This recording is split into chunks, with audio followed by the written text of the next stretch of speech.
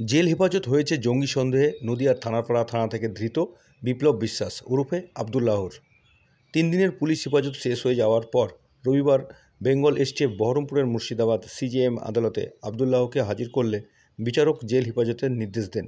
এর আগে গত 19শে ফেব্রুয়ারি থানাপাড়া থানা থেকে আবদুল্লাহকে গ্রেপ্তার করে বেঙ্গল এসটিএফ।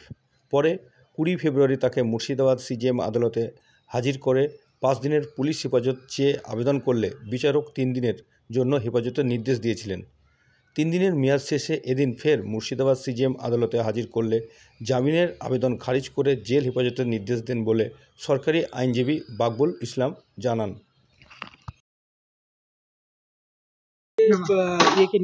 বিপ্লব বিশ্বাস কি হলো আজকে আপনার বেল পেয়ার রিজেক্ট হলো, জেসিতে চলে গেল। আর বাকি যে সমস্ত পিটিশনগুলো করেছিল ওর উকিলবাবু, সেটা কেপ টু দ্য রেকর্ড থাকলো, রেগুলার পিওএসে করবে। ওই যে ভয়েস স্যাম্পল নেওয়ার একটা কথা বলা হয়েছে, সেটা কি ওইটার আজকে কিছু অর্ডার হলো না, রেগুলার পিওএসে করবে। ওর জেসি হলো?